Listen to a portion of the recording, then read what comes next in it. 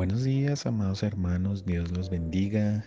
Es un placer para mí estar nuevamente en otro hermoso día compartiendo de este tiempo donde nos regocijamos con la presencia de nuestro amado Señor Jesucristo.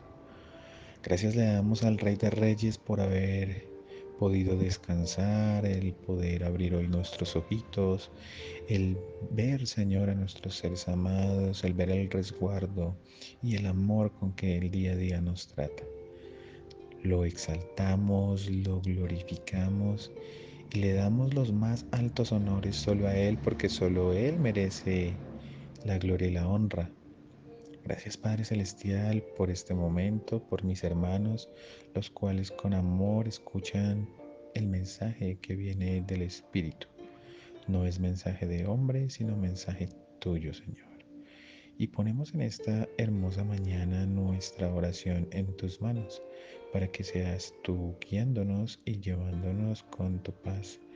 Paz que no da el mundo, sino solamente tú, Señor. Que el conocimiento, que todo lo que tú tienes para nosotros, la revelación, sea dada. Permite que tu Santo Espíritu abra nuestro entendimiento, nuestro corazón, y que cada vez despierte en nosotros ese interés por conocer de ti, Señor. Hoy, con la ayuda de Dios, amados hermanos, vamos a continuar con nuestro hermoso estudio del Apocalipsis. Hoy, con la ayuda del Señor, estudiaremos los versículos del capítulo 1, del versículo 9 al versículo 20, para dar finalidad al primer capítulo del Apocalipsis. Y vamos a leer la palabra, amados hermanos, en el libro del Apocalipsis, capítulo 1, versículo 9. El título de esta porción de la palabra es Una visión del Hijo del Hombre. Antes de empezar, recordemos que la palabra Hijo de Hombre es una alusión que el Señor Jesús siempre hacía sobre él mismo y representa la deidad de Jesús, no como solo hombre, sino que él al venir a la tierra vino 100% hombre, 100% Dios. Esa es la representación de la palabra Hijo de Hombre. El versículo 9 dice: Yo, Juan, vuestro hermano y copartícipe vuestro en la tribulación, en el reino y en la paciencia de Jesucristo, estaba en la isla llamada Patmos, por causa de la palabra de Dios y el testimonio de Jesucristo. Yo estaba en el Espíritu en el día del Señor, y oí detrás de mí una gran voz como de trompeta, que decía: Yo soy el Alfa y la Omega, el primero y el último.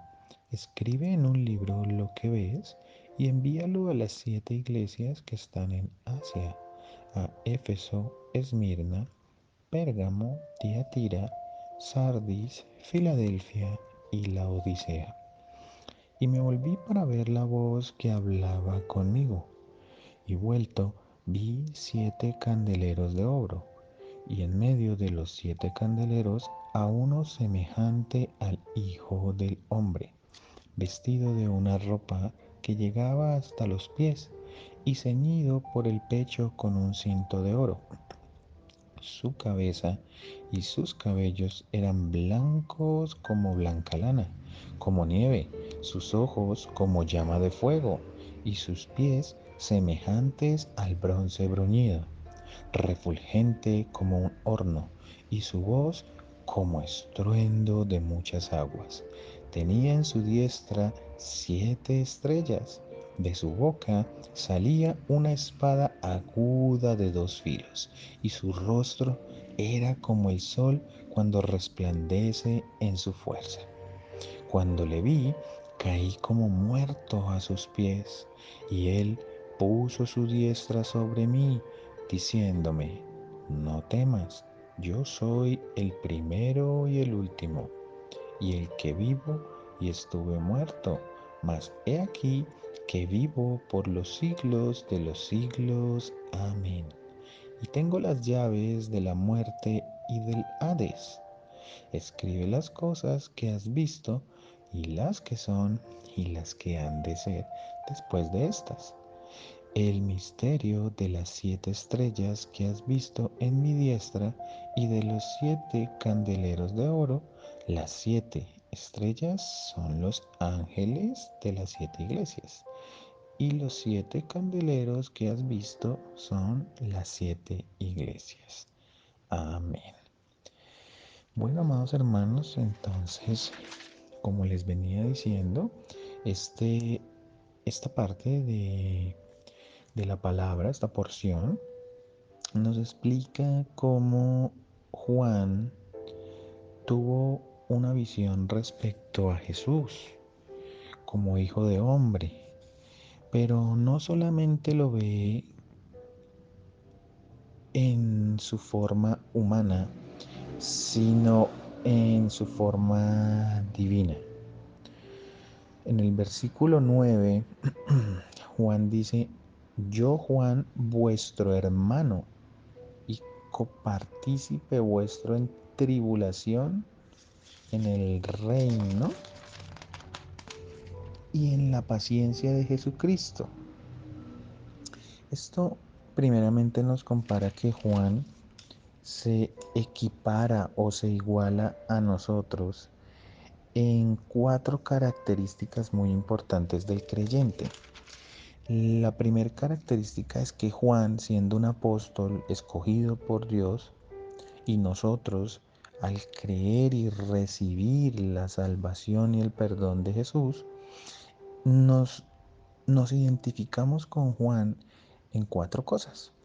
La primera, en que Juan, al igual que nosotros, vamos a ser perseguidos por nuestra fe.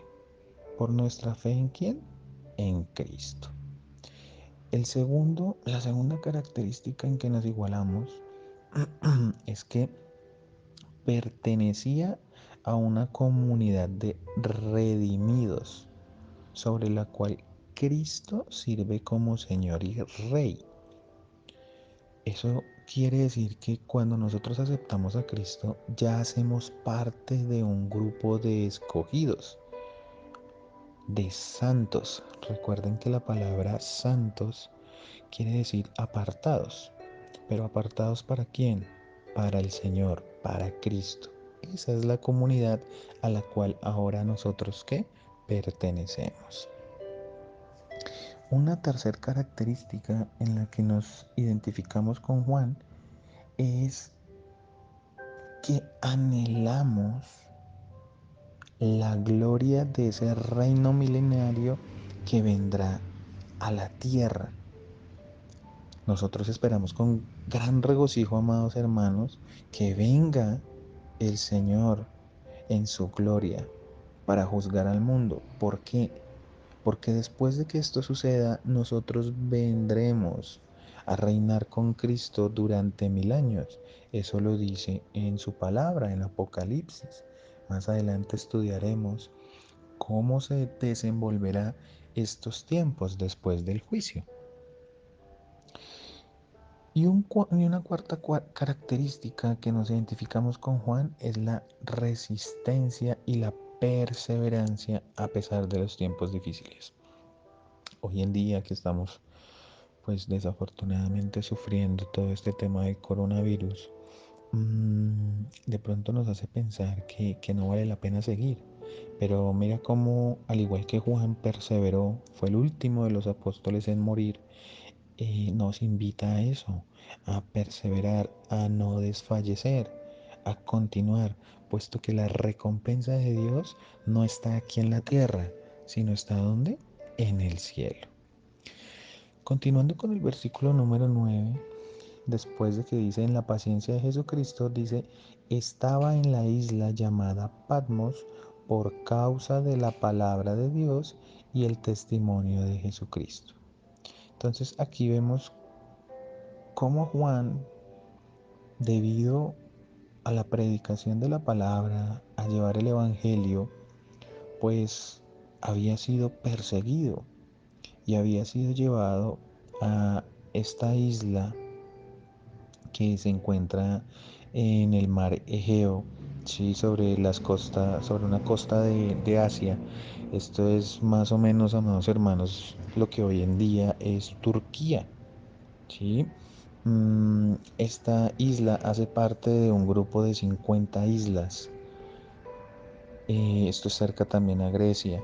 Y básicamente esta isla es una isla que mide alrededor de unos 16 kilómetros de largo y más o menos unos 10 kilómetros de ancho.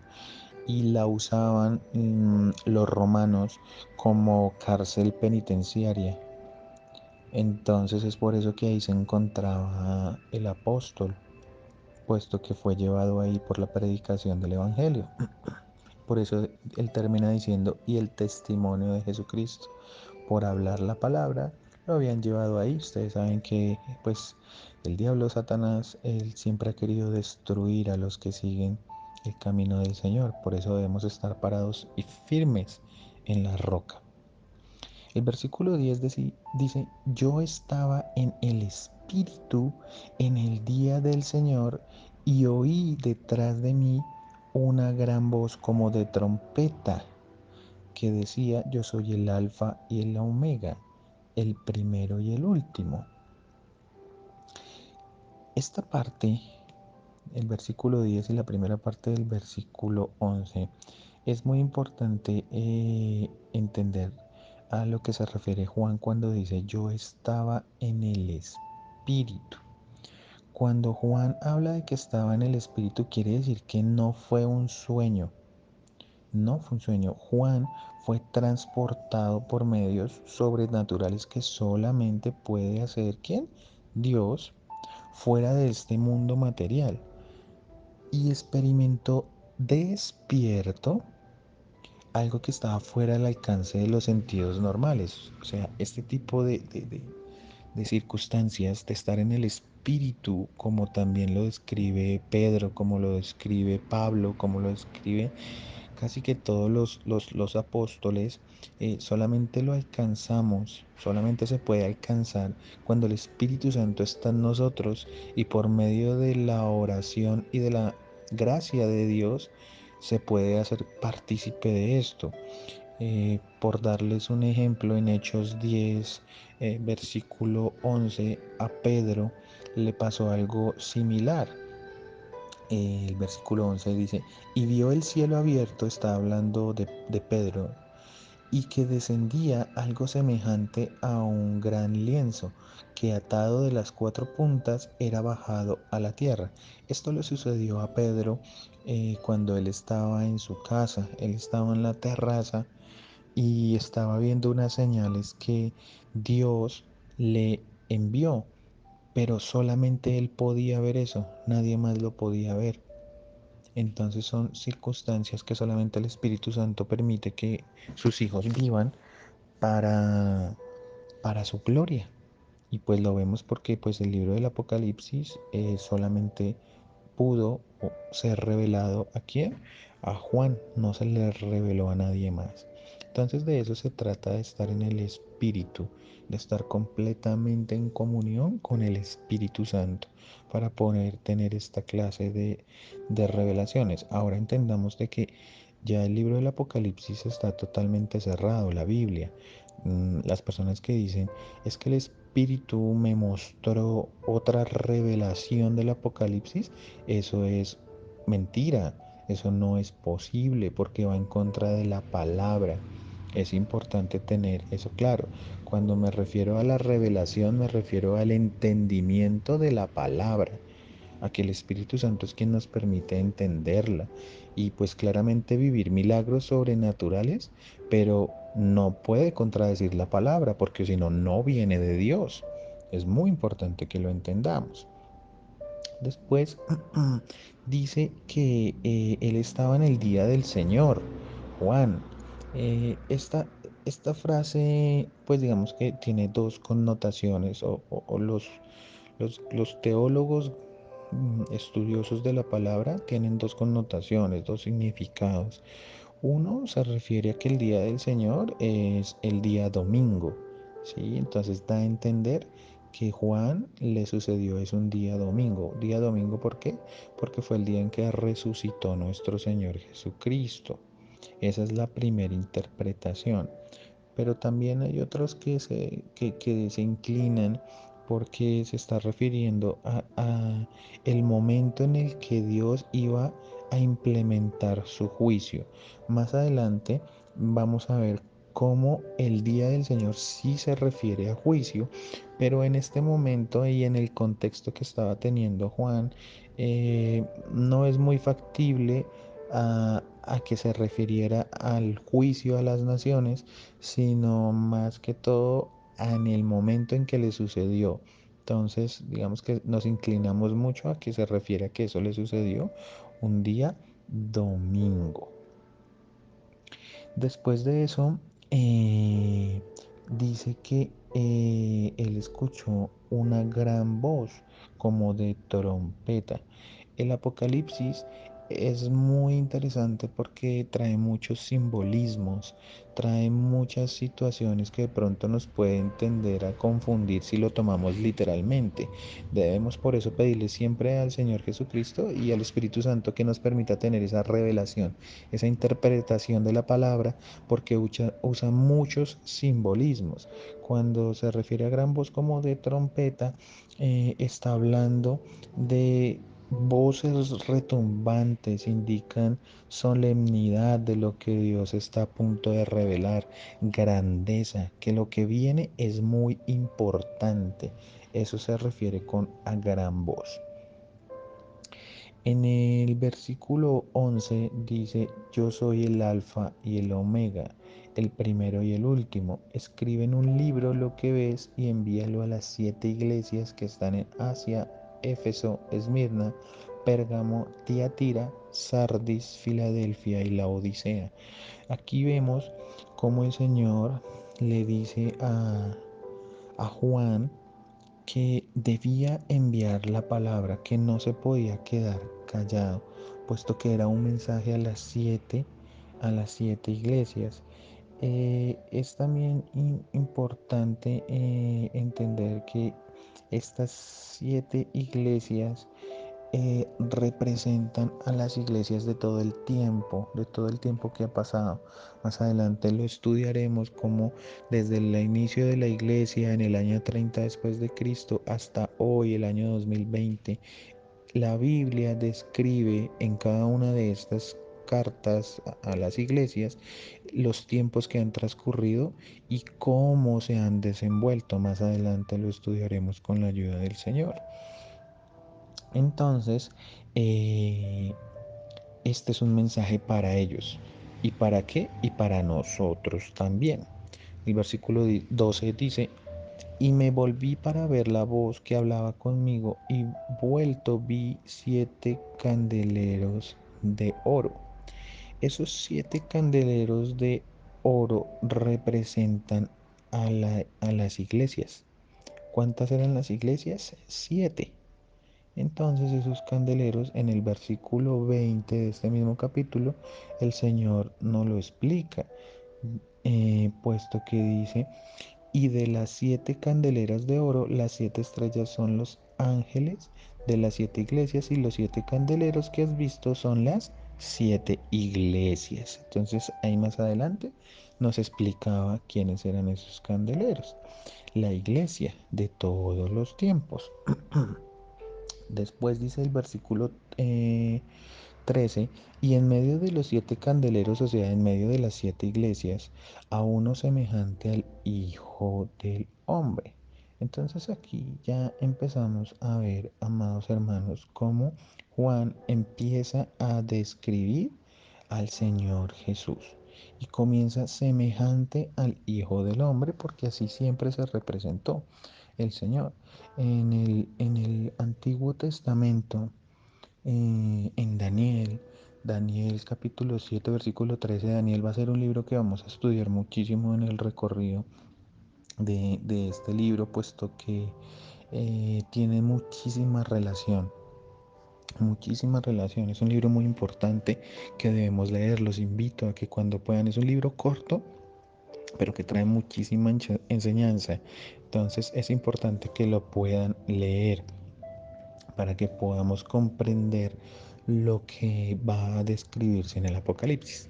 Daniel 7:13 dice, miraba yo en la visión de la noche, y he aquí con las nubes del cielo venía uno como un hijo de hombre, que vino hasta el anciano de días, y le hicieron acercarse delante de él. Cuando la palabra habla del anciano de días, se refiere a Dios Padre. Ahí se está refiriendo a él.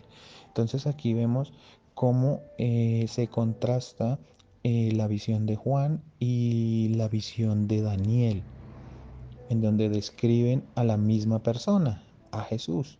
Después dice vestido de una ropa que llegaba hasta los pies y ceñido por el pecho con un cinto de oro. Eh, cuando describe al Señor Jesús vestido con ropa y como lo está describiendo, estas eran las vestiduras que se usaban en el Antiguo Testamento para representar al sacerdote. Aquí pues nos está mostrando al Señor Jesús como sacerdote, como rey. Y pues los sacerdotes eran los únicos que podían acercarse a la presencia de Dios. Entonces esto representa que Jesús es el único que puede estar a la diestra de Dios Padre. Pues toda la obra que él hizo le da la autoridad para estar en esa posición. ¿Eso donde lo vemos? En el Antiguo Testamento, en Levítico 16, del 1 al 4, se describe esto. Vamos a leer solamente el versículo 4 de Levítico 16, versículo 4. Dice, se vestirá la túnica santa de lino, y sobre su cuerpo tendrá calzoncillos de lino, y se ceñirá el cinto de lino, y con la mitad del lino se cubrirá. Son las santas vestiduras. Con ellas se ha de vestir después de lavar su cuerpo con agua. Aquí está describiendo al sacerdote y cómo debía vestirse Aarón, que es el primero de los sacerdotes. Es importante entender que en la ley judía él fue el primero en ser el sacerdote del pueblo de Israel, Aarón, el hermano de Moisés. Entonces vemos cómo el Señor se describe como que como sumo sacerdote. Después dice que su cabeza, versículo 14, dice su cabeza y sus cabellos eran blancos como blanca lana, como nieve. Aquí a qué se está refiriendo? A la sabiduría del Señor, a cómo Él es la luz resplandeciente e impecable. Esto también lo comparamos con el libro de Daniel, capítulo 7, versículo 9, en donde también lo describe. Dice, estuve mirando hasta que fueron puestos tronos y se sentó un anciano de día, cuyo vestido era blanco como la nieve y el pelo de su cabeza como lana limpia. Su trono llama de fuego y las ruedas del mismo fuego ardiente. Entonces acá vemos una descripción de cómo Daniel vio al anciano de días. ¿A quién? A Dios Padre, ¿cierto? Y cómo lo describe también Juan en, en, en su visión. ¿Sí? Después dice sus ojos como llama de fuego. ¿Qué quiere decir la llama de fuego? Esos son, hagan de cuenta, como rayos láser que tiene Dios, pero solamente hacer de cuenta no quiere decir que sea así, en donde sus ojos eh, atraviesan todo. ¿Y qué quiere decir eso? Que Él es capaz de conocer absolutamente todo, que Él lo sabe todo, que Él conoce lo más profundo de nuestro ser. ¿Y cómo será el poder de Dios que en los capítulos 2 y 3, que son el mensaje a las iglesias, Él describe ampliamente cómo es que la iglesia se comportó y escudriña el corazón de estas iglesias de tal manera y el corazón de nosotros que no hay poder para oponerse a su majestad. Dios es infinitamente perfecto. Bueno, dice, y sus pies semejantes, versículo 15, y sus pies semejantes al bronce bruñido. Estos pies semejantes al bronce bruñido hace referencia a cuando el Señor toque la tierra, puesto que en el Antiguo Testamento describía el altar de los holocaustos eh, y este altar estaba totalmente enchapado en bronce y todos los utensilios eran de bronce, entonces es del mismo material en que describe Juan los pies del Señor, pero no es que los tenga, sí, como de una forma rara, no, no, sino describe el señorío, describe el poder del Señor. Eso está en Éxodo 38 del 1 al 7. Los invito a que también lo puedan leer, cómo se compara con el altar de los holocaustos. Bueno, después dice, refulgente como en un horno y su voz como estruendo de muchas aguas. Aquí vemos cómo el poder de Dios se manifiesta, que su voz es tan fuerte que es imposible contenerlo, porque el agua no lo podemos contener. Tenemos de ejemplo el diluvio.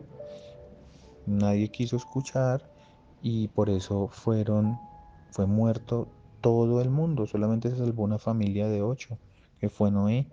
Entonces, así de poderosa es la voz del Señor. Versículo 16 dice, tenía en su diestra 7 estrellas. Estas siete estrellas son los mensajeros de cada iglesia. Entonces, quiere decir que cada iglesia tiene una persona que la lidera y eso hace referencia a las 7 estrellas. Más adelante, como les dije, estudiaremos cada una de las iglesias y aquí veremos pues a qué se refiere con eso. Pero el mensaje iba también dirigido a qué? A esos mensajeros, a los que lideraban esas iglesias. Dice que de su boca salía una espada aguda de 2 filos. La espada aguda representa eh, cómo el Señor penetra hasta lo más profundo de nuestro ser. Implica juicio también. ¿Y con qué es comparado la palabra que dice de su boca salía una espada de 2 filos? Con la palabra. Porque al leer nosotros la palabra y al entenderla, vemos cómo el Señor nos traspasa de lado a lado, cómo nos corrige, cómo nos lleva a estar edificados en ella y cómo nosotros debemos siempre hacer todo en pos de cumplir su palabra, de estar con el Señor. Dice, y su rostro era como el sol cuando resplandece en fuerza. Pues vemos que nadie ha sido capaz de ver a Dios a la cara, ni siquiera Moisés lo vio de espaldas. Habló con él, dice de cara a cara, sí, porque estaba presente, pero si hubiese visto la cara de Dios Moisés, pues se hubiera muerto y eso fue lo que le dijo Dios, que no podía verlo directamente porque si no sería destruido. Por eso cuando Moisés bajaba del monte después de hablar con Dios, él se cubría su cara con un trapito, ¿sí? Se cubría el rostro, la cabeza, porque de su cara resplandecía como el sol. Pues imagínense, era tener la presencia de Dios, eso es la gloria, eso se llama el Shekinah. Ese es la gloria de Dios, la cual todos esperamos poder algún día llegar a estar ahí. Versículo 17 dice, cuando le vi caí como muerto a sus pies, y él puso su diestra sobre mí. diciéndome no temas, yo soy el primero y el último. Recordemos que Dios siempre se ha presentado como el Todopoderoso, como el conocedor de todo, como el principio. Él hizo la creación y estaba antes de la creación. Él estará hasta el último de los días de nosotros, pero Él vivirá eternamente. Y Él ha puesto en nosotros, en nuestra alma, en nuestro corazón, vida eterna, dice la palabra, pero vida eterna y nosotros escogemos dónde queremos estar, si vida eterna en el infierno o vida eterna en el cielo. En Isaías 44:6 el Señor dice, así dice Jehová, Rey de Israel y su Redentor, Jehová de los ejércitos. Yo soy el primero y yo soy el postrero, o sea, el último, y fuera de mí no hay Dios. Fíjense cómo el Señor es muy enfático en el tema de la idolatría, que no es nuestro tema de estudio, pero como Él no quiere que nosotros no lo comparemos con absolutamente nada ni nadie. Isaías 48:12 también nos da este mismo concepto. Óyeme Jacob y tú Israel, a quien llamé yo mismo, yo el primero, yo también el postrero. Entonces el Señor es lo primero. Por eso hoy lo honramos con esta hermosa oración. Pronto nos hemos tomado un poco más de tiempo de lo normal para poder acabar el primer capítulo, pero nos deleitamos en su enseñanza, en su presencia. Versículo 18 nos describe a Jesús lo que hizo en la tierra y dice, el que vivo y estuve muerto, mas he aquí que vivo por los siglos de los siglos. Amén.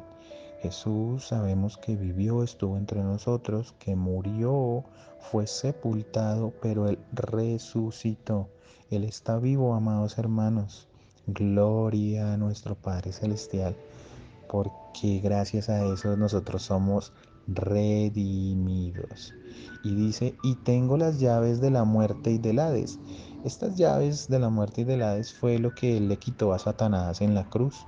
Cuando el Señor Jesús murió, esos 3 días que duró muerto, bajó al infierno para quitarle ese poder que tenía Satanás. Por eso Satanás ya no tiene ese poder. Ese poder se lo arrebató Cristo, el Rey de Reyes. Es por eso que en el versículo 19 Jesús le dice a Juan, escribe las cosas que has visto, las que son y las que han de ser después de estas. Ese versículo 19 describe al Apocalipsis en el bosquejo, la forma en que se va a estudiar. Sí, recuerden que nosotros al principio dijimos que íbamos a estudiar el Apocalipsis de 3 maneras. Las cosas que se habían visto, que es lo que le está sucediendo a Juan, las que son el estudio de las iglesias, y las que han de ser después de estas, que es el juicio venidero. Y por último, el versículo 20 dice, el misterio de las 7 estrellas que has visto en mi diestra y de los 7 candeleros de oro. Entonces ahí le revela cuál es ese misterio. Dice que las 7 estrellas son los ángeles de las 7 iglesias, el cual estaba en la mano derecha de Dios, de Jesús, lo cual representa que nosotros estamos sujetos ¿a quién? A Jesús. Y los 7 candeleros que has visto son las 7 iglesias. Amados hermanos, con esto terminamos nuestro primer capítulo del Apocalipsis. Gloria a nuestro Padre Celestial. Aquí vemos cómo Él se muestra hacia toda la humanidad como Rey de Reyes, Señor de Señores. Primero y último, el Alfa y el Omega, el conocedor, el todopoderoso, el omnipotente, el omnisciente. No hay palabras para describirlo, estas palabras se quedan cortas para describir la majestuosidad de nuestro Creador. Gloria a Él. Papito Dios, te damos las gracias, Señor, por este momento. Bendigo a mis hermanos, a quienes han escuchado este hermoso audio. En pos de ti, Señor, hoy 22 de junio del 2020, te damos la misericordia, te damos la gracia, el honor, Señor, y la gloria solo a ti, Papito Dios. Y mañana, con el favor tuyo, continuaremos. Dios los bendiga, amados hermanos. Un abrazo en Cristo. Amén.